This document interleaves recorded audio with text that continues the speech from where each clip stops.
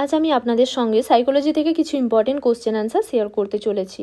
এই কোশ্চেন আনসারগুলি আপনাদের বিভিন্ন নার্সিং এক্সামের প্রিপারেশনে হেল্প করবে। আরআরবি, ইএসআইসি, জেইই পিবিএন 2025-এর post basic BSc nursing entrance exam বা জেইই পিবিএনের এক্সামের ডেট একটা পাবলিশ হয়েছিল। Tentative schedule West Bengal joint entrance examination বোর্ডের তরফ থেকে একটা শিডিউল পাবলিশ হয়েছে, কিন্তু এখনও পর্যন্ত ফর্ম ফিল আপ হয়নি।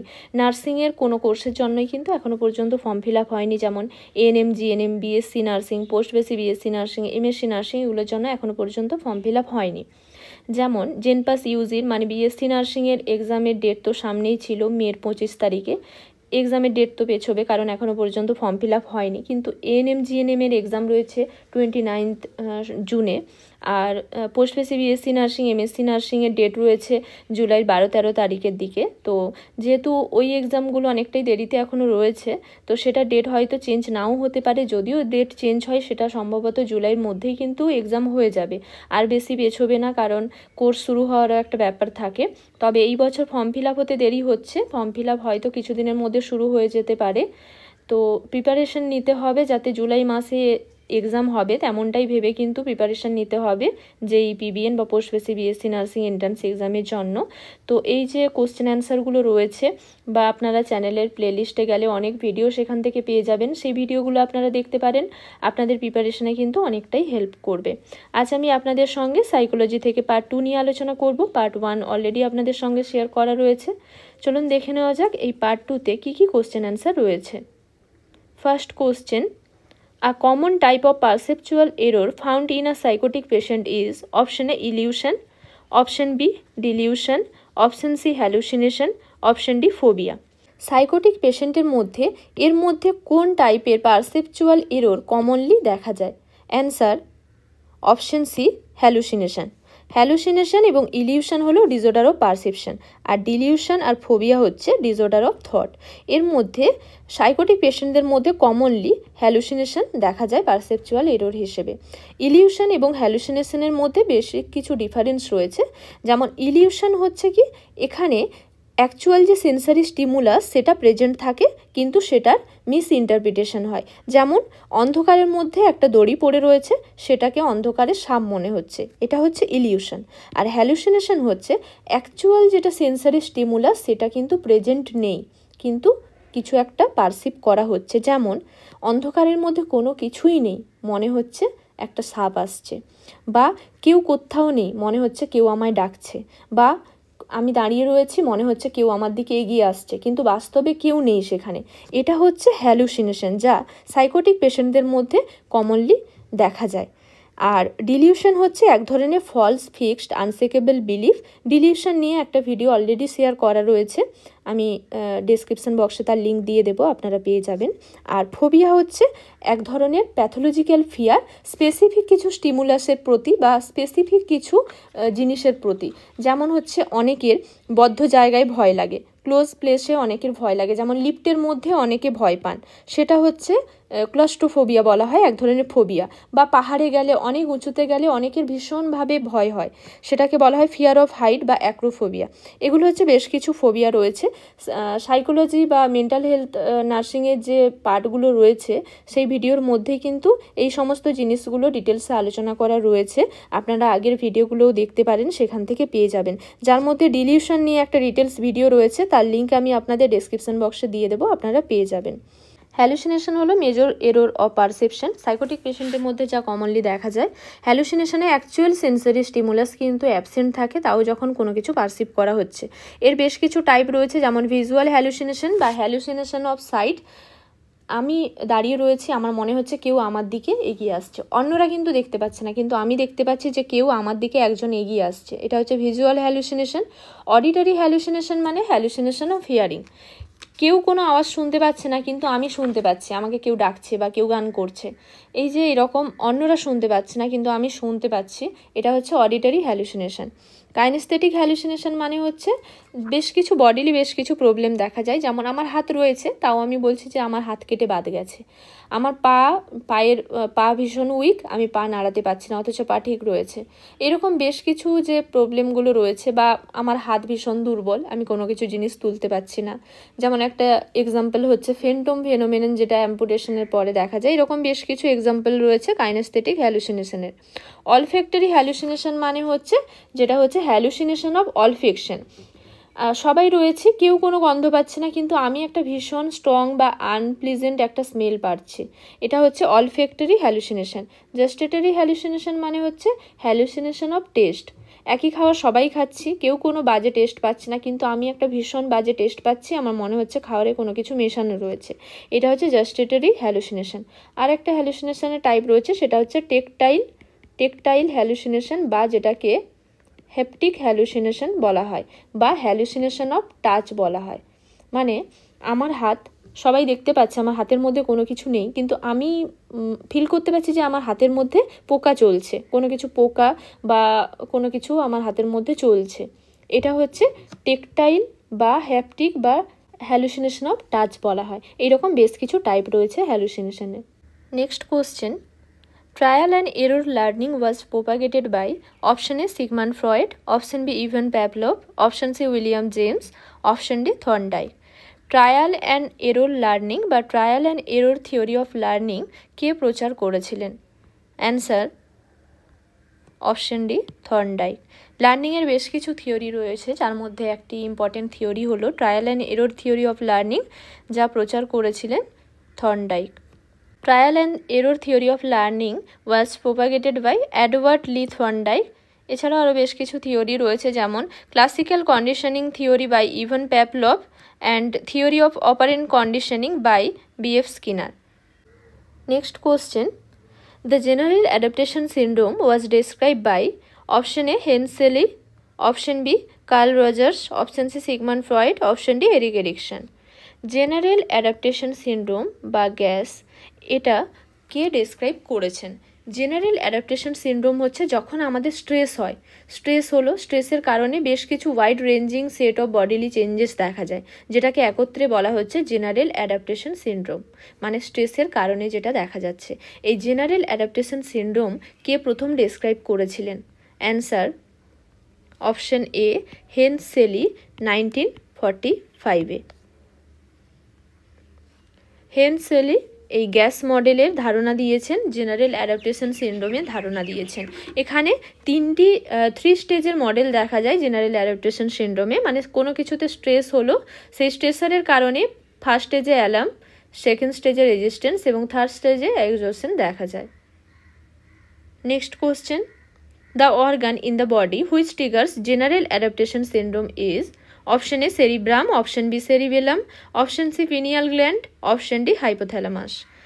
স্ট্রেসের কারণে যে জেনারেল অ্যাডাপ্টেশন সিনড্রোম দেখা যাচ্ছে বা wide ranging set of bodily changes দেখা যাচ্ছে স্ট্রেসের কারণে, এই জেনারেল অ্যাডাপ্টেশন যে সিনড্রোমগুলো হবে, আমাদের বডিতে যে চেঞ্জেসগুলো দেখা যাবে, সেটাকে কে ট্রিগার করছে, আমাদের বডির কোন পার্ট ট্রিগার করছে? Answer option D hypothalamus. যখন আমাদের স্ট্রেস হচ্ছে, স্ট্রেসের ফলে আমাদের অটোনমিক নার্ভাস সিস্টেমের সিম্প্যাথেটিক ডিভিশন এবং অ্যাড্রিনাল মেডুলাকে স্টিমুলেট করছে হাইপোথ্যালামাস, অর্থাৎ আমাদের যে জেনারেল অ্যাডাপ্টেশন সিনড্রোমগুলো দেখা যাবে সেটাকে ট্রিগার করছে এই হাইপোথ্যালামাস।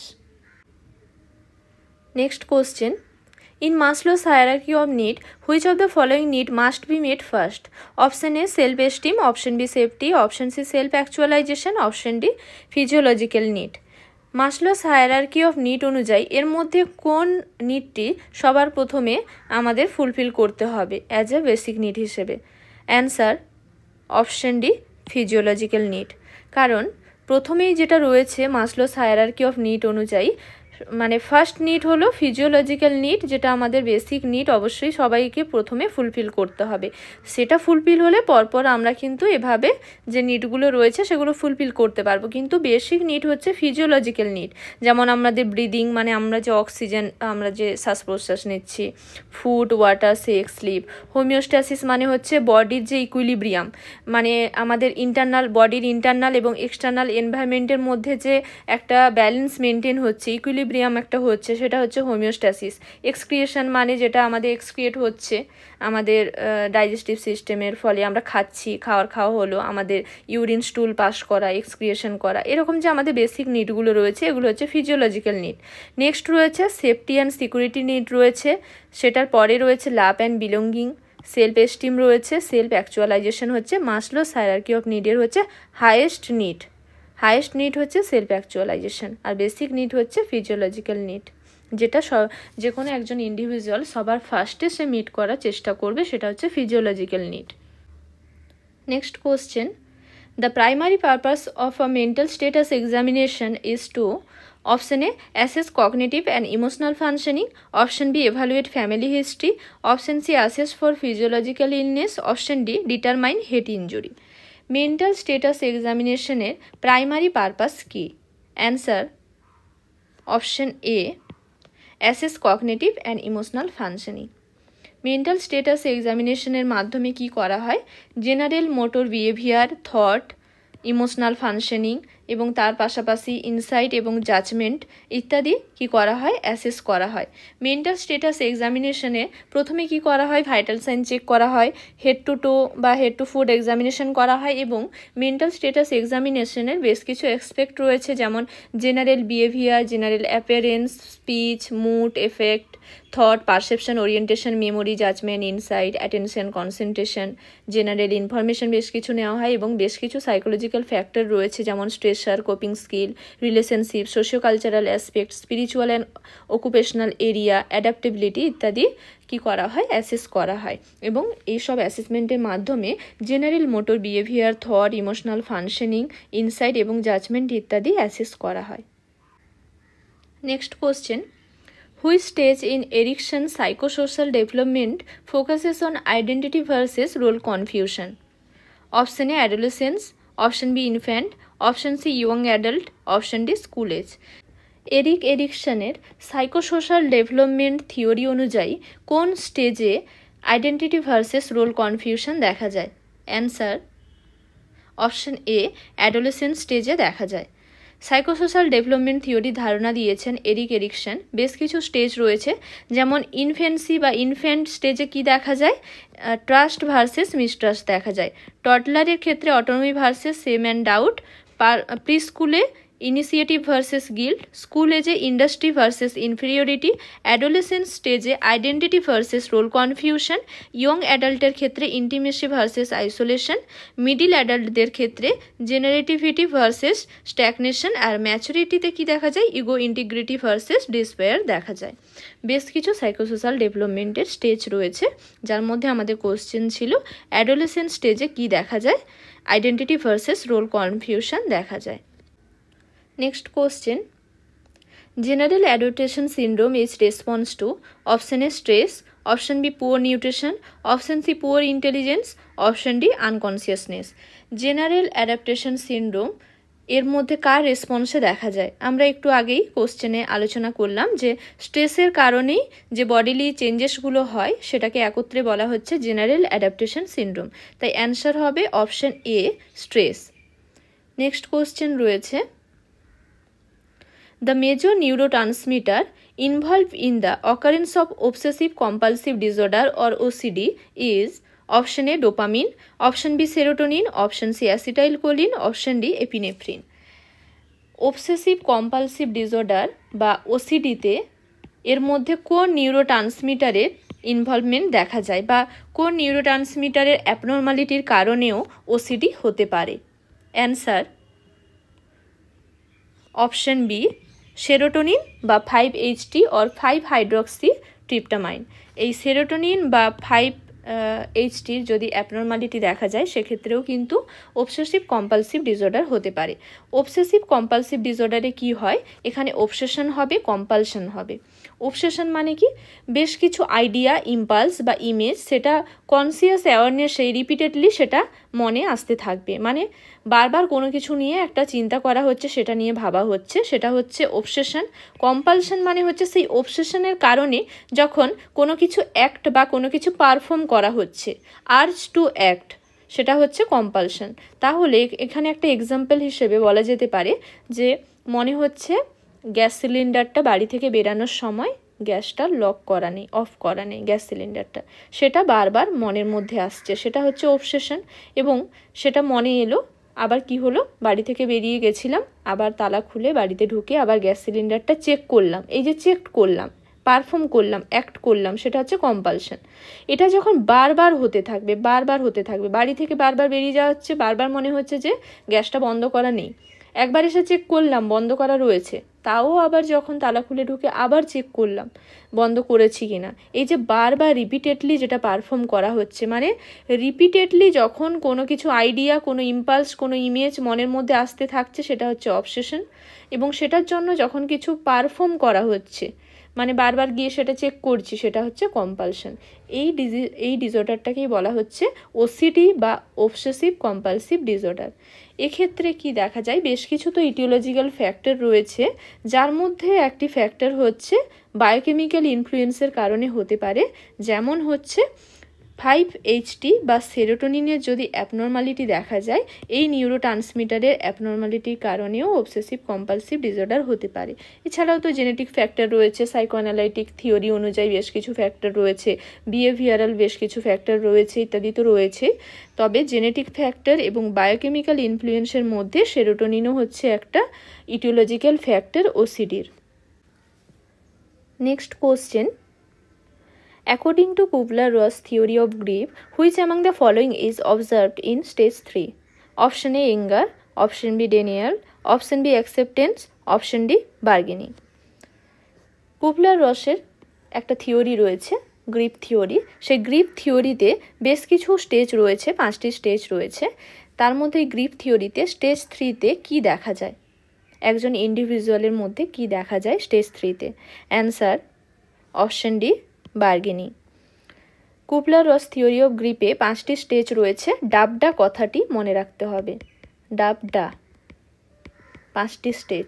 স্টেজ 1-এ হচ্ছে ডেনিয়াল, স্টেজ 2-তে হচ্ছে এঙ্গার, স্টেজ 3-তে হচ্ছে বার্গেনিং, স্টেজ 4-এ হচ্ছে ডিপ্রেশন, স্টেজ 5-এ হচ্ছে অ্যাকসেপ্টেন্স। এই 5টি স্টেজ রয়েছে, ডাবডা কথাটি আমাদের মনে রাখতে হবে, তাহলেই আমাদের 5টি স্টেজ মনে থাকবে। চলুন দেখে নেওয়া যাক। গ্রিফ হচ্ছে একটা প্রসেস।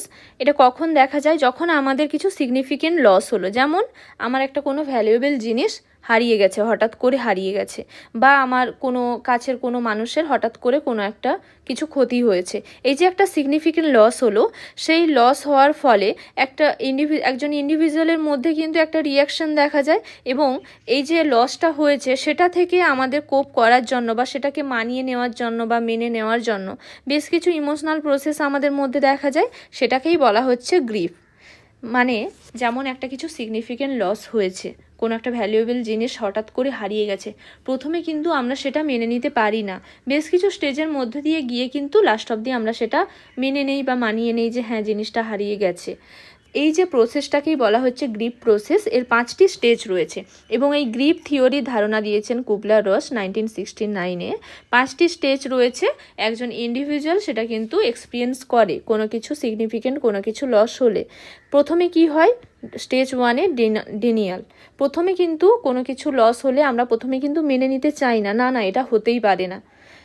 স্টেজ 2-তে গিয়ে কিন্তু রাগ হয়, তখন মনে হয় যে কেন আমার সঙ্গেই বা কেন এটা হলো, আমারই জিনিসটা কেন হারালো। স্টেজ 3-তে গিয়ে কি হয়, বার্গেনিং হয়, তখন বলতে থাকি রোজ প্রে করব, আমার জিনিসটা যেন আমি খুঁজে পেয়ে যাই, আমি তাহলে রোজ প্রে করব। এটা হচ্ছে স্টেজ 3-তে বার্গেনিং দেখা যায়। স্টেজ 4-এ গিয়ে কী হয়, তখন হচ্ছে ডিপ্রেশন হয়, যে আমার যে জিনিসটা হারিয়ে গেল, তখন কিছুটা এক্সপিরিয়েন্স করতে পারি যে হ্যাঁ আমার জিনিসটা হারিয়ে গেছে, সেটার জন্য কিন্তু খুবই নিজেকে ডিপ্রেস মনে হয়। আর স্টেজ 5-এ গিয়ে অ্যাকসেপ্টেন্স, মানে ফাইনালি তখন কি হয়, মানে মেনে নেই যে হ্যাঁ আমার জিনিসটা হারিয়ে গেছে। এইভাবে কিন্তু স্টেজগুলো দেখা যায় স্টেজ 1 থেকে স্টেজ 5 পর্যন্ত। আমাদের কোশ্চেনে ছিল কুবলার-রসের গ্রিফ প্রসেসের সময় স্টেজ 3-তে কি দেখা যায় একজন ইন্ডিভিজুয়ালের মধ্যে? অ্যান্সার হবে bargaining. Next question, a form of speech in which the client tends to wander away from the intended point and never returning to the original idea is called? Option A thought block, option B circumstantiality, option B tangentiality, option D rationalization. এখানে কোশ্চেনে বলা হয়েছে একজন ক্লায়েন্টকে কোনো কিছু জিজ্ঞেস করা হলো, উনি কিন্তু সেই মেন পয়েন্টে এলেন না, মানে ওনাকে যেটা জিজ্ঞেস করা হলো সেটা কিন্তু তিনি বললেন না, অরিজিনাল আইডিয়া বা মেন পয়েন্টে এলেন না, কিন্তু অন্য কোনো কিছু তিনি বলতে থাকলেন, মানে অন্য দিকে চলে গেলেন, অন্য কোনো কিছু তিনি বলতে থাকলেন। মেন কিন্তু যেটা কোশ্চেন ওনাকে করা হলো সেটার অ্যান্সার তিনি দিলেন না। এই ধরনের প্রবলেমকে কি বলা হয়? অ্যান্সার অপশন সি, ট্যানজেন্সিয়ালিটি বলা হয়। সার্কামস্টেন্সিয়ালিটি, ট্যানজেন্সিয়ালিটি, থট ব্লক এগুলো হচ্ছে disorder of thought, R rationalisation হলো এক ধরনের ডিফেন্স মেকানিজম। সার্কামস্টেন্সিয়ালিটিতে কি হয়, একজন ক্লায়েন্ট বা পেশেন্টকে যদি কোশ্চেন করা হয় আপনি হসপিটালে কবে ভর্তি হয়েছেন, তিনি সেটার উত্তর দেবেন, কিন্তু তার আগে বেশ কিছু আননেসেসারি বেশ কিছু ট্রাইভাল ডিটেলস দেওয়ার পরে তারপরে ফাইনালি তিনি বলবেন যে কবে তিনি হসপিটালে ভর্তি হয়েছেন। কিন্তু ট্যানজেন্সিয়ালিটিতে তিনি রিলেটেড বেশ কিছু টপিক সম্বন্ধে বলবেন, কিন্তু তিনি কখনোই বলবেন না যে কবে তিনি হসপিটালে ভর্তি হয়েছেন। সার্কামস্টেন্সিয়ালিটিতে যেটা হয়েছিল, আননেসেসারি বেশ কিছু ডিটেলস দেওয়ার পরে ফাইনালি তিনি বলেছিলেন যে কবে হসপিটালে তিনি ভর্তি হয়েছেন। ট্যানজেন্সিয়ালিটিতে ক্লায়েন্ট বা পেশেন্ট কিন্তু যে কোশ্চেনটা করা হবে সেটার কিন্তু উত্তর দিলেন না, আননেসেসারি বেশ কিছু রিলেটেড টপিকের ডিটেলস দিলেন। এটাই হচ্ছে ট্যানজেন্সিয়ালিটি, মানে যে কোশ্চেনটা করা হলো তার রিলেটেড টপিক সম্বন্ধে বললেন, কিন্তু যেটা মেন গোল বা মেন কোশ্চেন সেটাতে কিন্তু কখনোই তিনি রিটার্ন করবেন না বা সেটা তিনি কখনোই বলবেন না। এটা হচ্ছে ট্যানজেন্সিয়ালিটি। এই সার্কামস্টেন্সিয়ালিটি, ট্যানজেন্সিয়ালিটি হচ্ছে ডিসঅর্ডার অফ থট। এই দুটো কন্ডিশনকে একত্রে বলা হয় disorder of direction. Next question, when a person is not aware of his or her mental illness, it is called option A lack of insight, option B encouragement, option C disorientation, option D lack of concentration। যখন একজন person তার নিজের mental ইলনেসের প্রতি তিনি aware নন, তখন সেই কন্ডিশনকে কি বলা হয়? Answer option A lack of insight বলা হয়। ইনসাইট হলো যখন একজন পার্সন তিনি রিয়েলাইজ করতে পারবেন বা তিনি বুঝতে পারবেন যে ওনার কোনো কিছু বিহেভিয়ার চেঞ্জ হচ্ছে, কিছু সিমটমস দেখা যাচ্ছে, বেশ কিছু প্রবলেম দেখা যাচ্ছে, যখন তিনি বুঝতে পারবেন সেটাকে বলা হচ্ছে ইনসাইট। আর যখন একজন পার্সন বুঝতে পারবেন না যে ওনার কোনো কিছু প্রবলেম হচ্ছে, কিছু বিহেভিয়ার চেঞ্জেস হচ্ছে, বেশ কিছু অ্যাবনর্মাল বিহেভিয়ার দেখা যাচ্ছে ওনার মধ্যে, বেশ কিছু চেঞ্জেস দেখা যাচ্ছে, যখন তিনি নিজে বুঝতে পারবেন না তখন বলা হচ্ছে ল্যাক অফ ইনসাইট, বা তখন ইনসাইট থাকছে না, ইনসাইট ইজ অ্যাবসেন্ট। এই ল্যাক অফ ইনসাইটকে বলা হয় অ্যানওসোগনোসিয়া।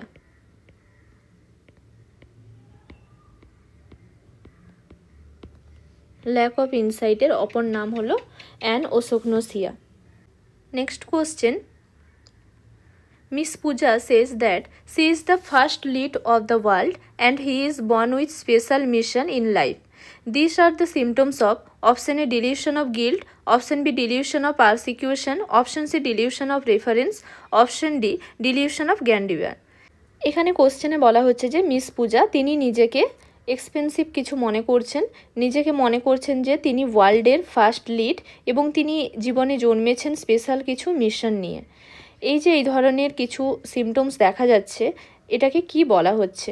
Answer option D delusion of grandeur বলা হয়। ডিলিউশন হচ্ছে এক ধরনের ফলস ফিক্সড আনশেকেবল বিলিফ। ডিলিউশনের বেশ কিছু টাইপ রয়েছে। এখানে যে সিমটমসগুলো দেখা যাচ্ছে, এখানে মিস পূজা নিজেকে মহান কিছু মনে করছেন, তিনি ওয়ার্ল্ডের ফার্স্ট লিড বলে নিজেকে মনে করছেন, তিনি মনে করছেন যে তিনি জন্মেছেনই বেশ কিছু স্পেশাল মিশনের জন্য ওনার জীবনে। তো এই ধরনের যে ডিলিউশন একটা রয়েছে ওনার মধ্যে, একটা ফলস ফিক্সড আনশেকেবল বিলিফ রয়েছে, এটাকে বলা হচ্ছে ডিলিউশন অফ গ্র্যান্ডিওর বা এক্সপেন্সিভ ডিলিউশনও বলা হয়।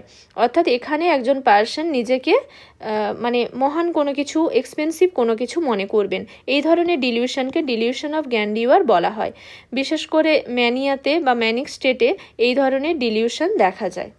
ডিলিউশন নিয়ে একটা ডিটেলস ভিডিও রয়েছে, সেখানে কমপ্লিট ডিলিউশনের যতগুলো টাইপ রয়েছে কমপ্লিট রয়েছে উইথ এক্সাম্পল। সেই ভিডিওর লিঙ্ক আপনারা ডেসক্রিপশন বক্সে পেয়ে যাবেন, লিঙ্ক দেওয়া থাকবে।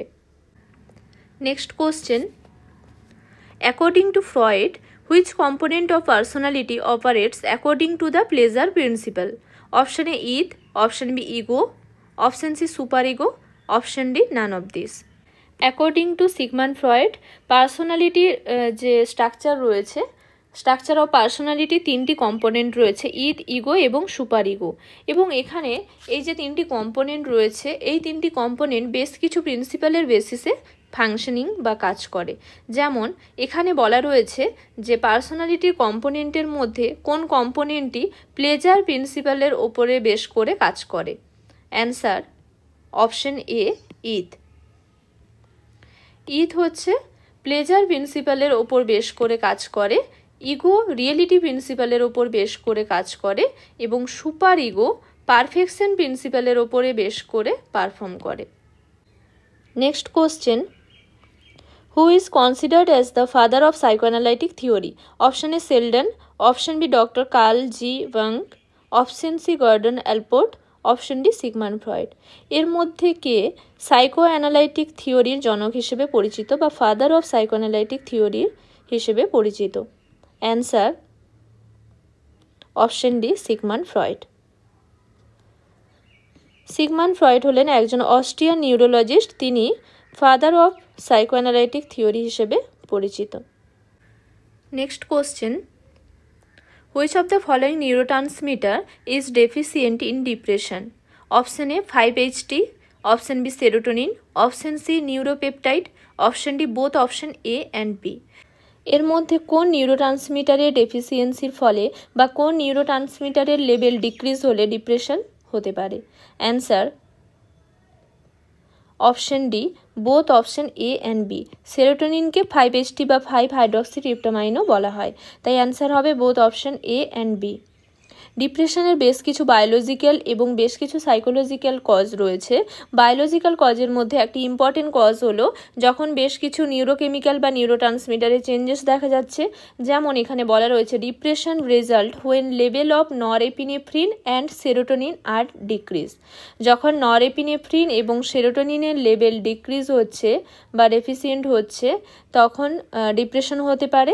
এছাড়াও যদি ডিসরেগুলেশন হয় অ্যাসিটাইল কোলিন এবং গামা অ্যামাইনো বিউটারিক অ্যাসিড বা গাবা এবং অ্যাসিটাইল কোলিনের যদি ডিসরেগুলেশন হয় সেখান থেকেও হতে পারে। Next question, finding a logical reason for the things that one want to do, sour grapes mechanism is? Option A displacement, option B rationalisation, option C reaction formation, option D suppression. এখানে এই কোশ্চেনটি রয়েছে ডিফেন্স মেকানিজম থেকে। যখন কোনো person কোনো logical reason একটা বের করে তখন সেটাকে কি বলা হচ্ছে, কোন ধরনের ডিফেন্স মেকানিজম বলা হচ্ছে? যেমন এখানে একটা এক্সাম্পলে দেওয়া রয়েছে গ্র্যাপস আর শাওয়ার বা শাওয়ার গ্র্যাপস, এটা কোন ধরনের ডিফেন্স মেকানিজমের example? Answer option B rationalisation.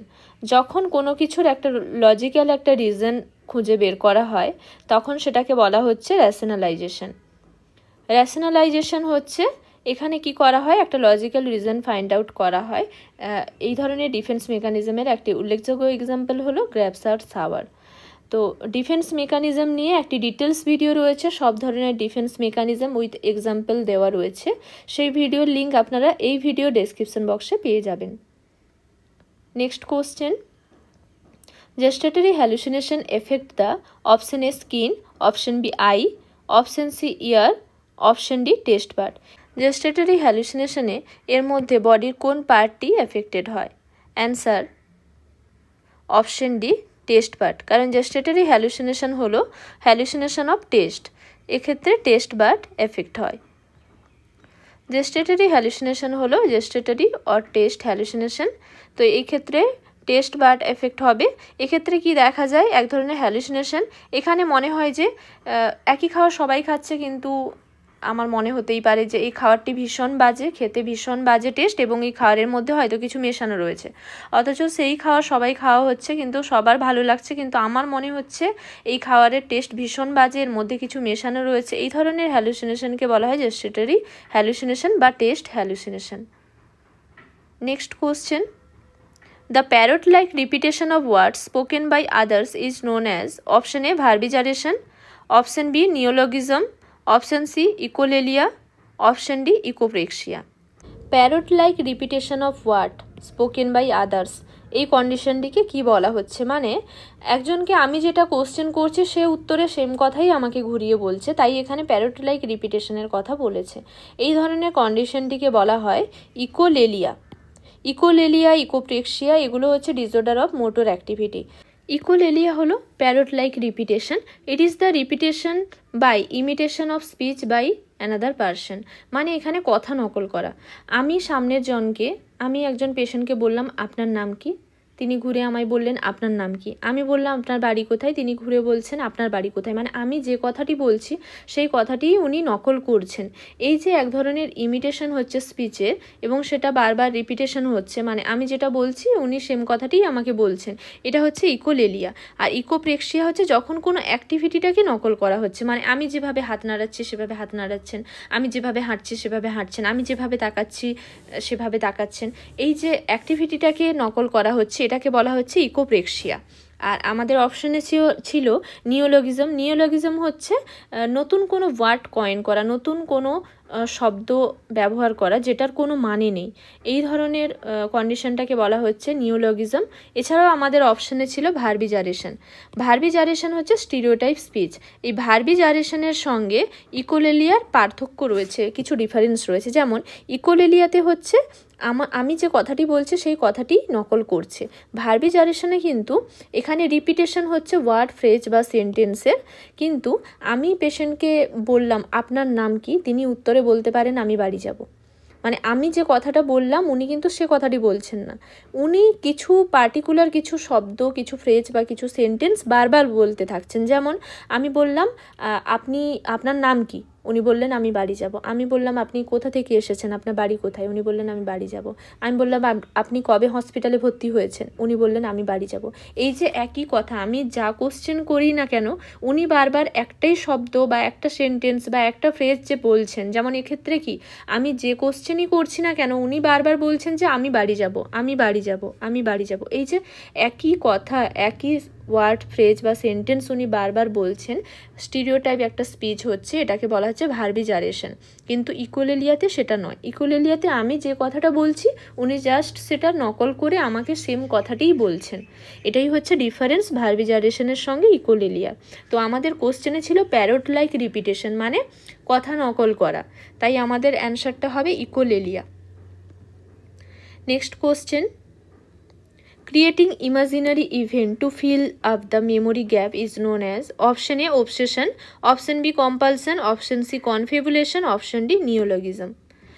এখানে বলা হয়েছে যে মেমোরির গ্যাপ রয়েছে, মানে কিছু জিনিস ভুলে যাওয়া হয়েছে, সেই গ্যাপটাকে ফিল আপ করার জন্য কিছু ইমাজিনারি ইভেন্ট, মানে নিজে থেকে বানিয়ে কোনো কিছু ক্রিয়েট করা হলো সেই মেমোরি গ্যাপটাকে ফিল আপ করার জন্য, নিজে থেকে বানানো হলো। এই ধরনের কন্ডিশনকে কি বলা হচ্ছে? Answer option C confabulation. Confabulation হচ্ছে এক ধরনের ডিসঅর্ডার অফ মেমোরি। প্যারাঅ্যামনেসিয়া হলো ফলস রিকালেকশন। একটি এক্সাম্পল হলো কনফেবুলেশন। কনফেবুলেশন হলো the patient fill the gap in his memory by fabrication or by making up on his own. অর্থাৎ যে মেমোরি গ্যাপটা রয়েছে, কোনো কিছু তিনি ভুলে গেছেন, নিজে থেকে বানিয়ে সেই মেমোরির গ্যাপটা তিনি ফিল আপ করলেন। এই কন্ডিশনটিকেই বলা হচ্ছে কনফেবুলেশন। ডিজাভুতে কি দেখা যায়? ডিজাভুতে হচ্ছে ফার্স্ট টাইম কোনো জায়গাতে গেছি, নতুন জায়গা, কিন্তু আমার মনে হচ্ছে এই জায়গাতে আমি আগে এসেছি। এই যে একটা অচেনা জায়গাকে চেনা মনে হওয়া, এই জায়গাতে আমি আগে এসেছি, এটা আমার চেনা লাগছে, এটা হচ্ছে ডিজাভু। আর জামিসভু হচ্ছে ঠিক এর উল্টো। মানে এক্ষেত্রে কি হয়, feeling of strangeness to familiar situation or event. মানে এক্ষেত্রে চেনা জায়গা, আমি আগেও গেছি সেই জায়গাতে, আবারও গেলাম, কিন্তু আমার এই চেনা জায়গা আমার অচেনা মনে হচ্ছে, এটা হচ্ছে জামিসভু। এইরকম বেশ কিছু ডিসঅর্ডার অফ মেমোরি রয়েছে। সবাইকে অসংখ্য ধন্যবাদ জানাই ভিডিওটি শেষ পর্যন্ত দেখার জন্য। ভিডিওটি ভালো লাগলে আপনারা লাইক শেয়ার করে দেবেন। কোনো কিছু জানতে চাইলে আপনারা কমেন্ট বক্সে জানাতে পারেন। নার্সিং রিলেটেড বিভিন্ন ইনফরমেশন পেতে, নার্সিং রিলেটেড বিভিন্ন এক্সামের প্রিপারেশনের জন্য কোশ্চেন অ্যান্সারের ভিডিও পেতে পারলে আপনারা চ্যানেলটিকে সাবস্ক্রাইব করে রাখুন। আজকের জন্য এই পর্যন্ত, আবার দেখা হবে নতুন একটি বিষয় নিয়ে। সকলে ভালো থাকবেন, সুস্থ থাকবেন।